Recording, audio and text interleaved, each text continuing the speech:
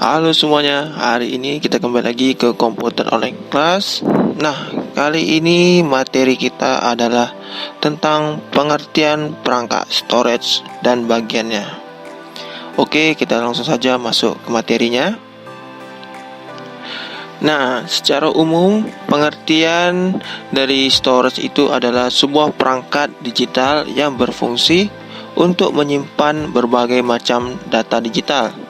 Nah, saat ini perangkat storage terus dilakukan perkembangan, baik secara jenis perangkatnya maupun inovasi dari ukurannya. Dahulu, perangkat storage ini besar mencapai lemari, jadi besarnya sebesar lemari. Nah, ini perangkat storage ketika komputer pertama kali ditemukan. Jadi, waktu awal-awal komputer ditemukan, perangkat storage itu sebesar lemari. Nanti ada gambarnya, saya akan lihat kan. Nah, namun bisa kita lihat sekarang perangkat storage hanya sebesar genggaman tangan, bahkan ada yang lebih kecil lagi. Nah, itu dia. Nah, perangkat storage sendiri terbagi menjadi dua bagian, yaitu primary storage dan secondary storage. Nah, keduanya merupakan jenis yang berbeda namun memiliki fungsi yang sama, yaitu untuk menjadi media penyimpanan. Lalu apa saja perbedaan dari kedua jenis perangkat storage itu? Nah, berikut akan saya jelaskan. Oke, yang pertama ada primary storage. Jadi primary storage ini merupakan penyimpanan sementara yang ada di komputer kita ketika kita mengakses suatu program. Jadi ketika kita melakukan misal membuka Google Chrome atau YouTube atau aplikasi yang lain, nah dialah yang menyimpan sementara apa yang sedang kita lakukan. Nah, dan juga digunakan oleh prosesor untuk mengimbangi dalam mengolah data. Jadi dia saling bekerja sama antara RAM dan prosesor. Nah, ini contoh dari primary storage. Ada RAM, itu kepanjangannya Random Access Memory. Itu adalah sebuah perangkat penyimpanan sementara yang bertugas untuk melayani prosesor dalam mengolah data. Nah, fungsi dari RAM sangat penting karena hard disk biasanya tidak bisa melayani secara langsung dalam pengolahan data di prosesor. Karena hard disk ini tidak bisa lah, karena dia lambat. Jadi RAM inilah yang bertugas untuk mendampingi prosesor dalam mengolah atau mengerjakan sesuatu di komputer kita. Nah, karena kecepatan olah data prosesor yang berkali-kali lebih cepat dari hard disk, sehingga dalam pemrosesan data dibutuhkan yang namanya RAM yang menyediakan layanan penyimpanan sementara yang datanya diambil dari hard disk kemudian disalurkan ke prosesor. Jadi RAM ini dia penyimpanan sementara ya.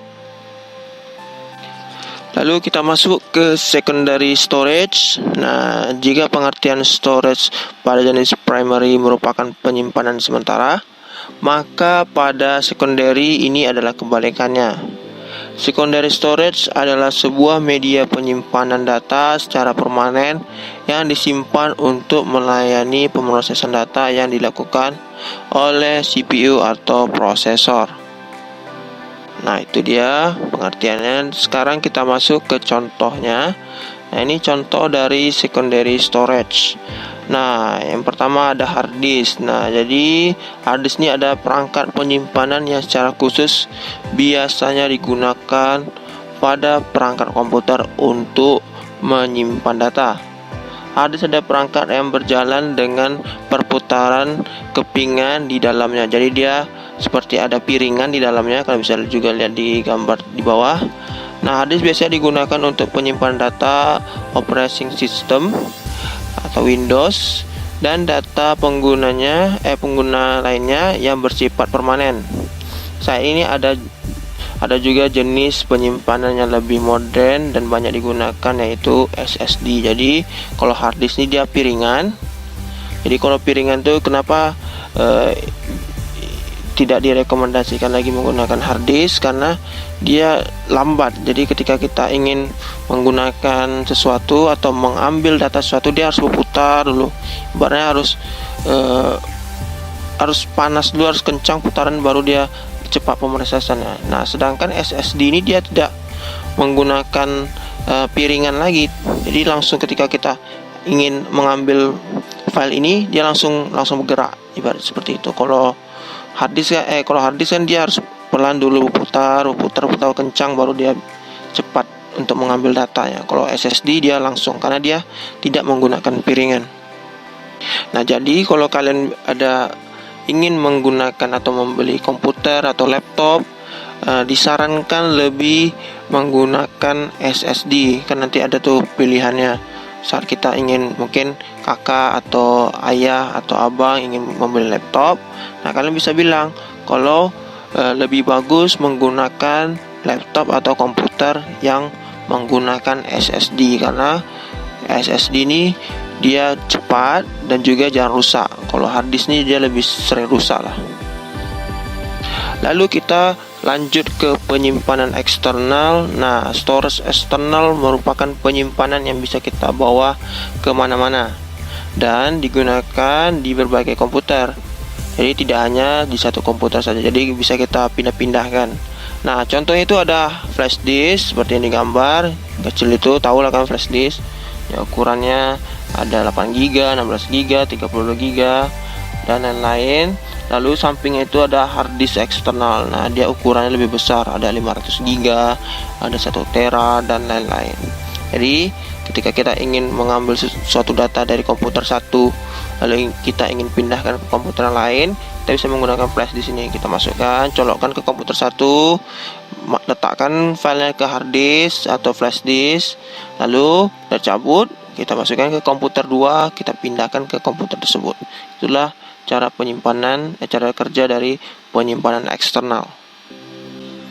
Nah, ini dia perbedaan storage dulu dengan storage sekarang. Dulu saat awal-awal terciptanya atau ditemukannya komputer, di gambar pertama itulah bentuk dari storage atau penyimpanan dari komputer. Nah, itu adalah ibaratnya storage atau penyimpanan yang ukurannya hanya 5 MB. Jadi dia sebesar lemari dan itu didorong oleh beberapa orang dan ukurannya hanya 5 MB. Itu karena awal-awal terciptanya komputer. Dulu memang komputer nih masih besar-besar lah perangkat-perangkatnya, karena dia awal-awal baru tercipta. Sedangkan di zaman sekarang kalian bisa lihat di gambar kedua itu ada flash disk yang ukurannya kecil sekali. Nah, di ukuran itu flash itu ada ukurannya bisa sampai, kalau ini gambar nih contohnya 8GB. Nah, jauh kan perbedaannya, 5 MB sama dengan 8GB.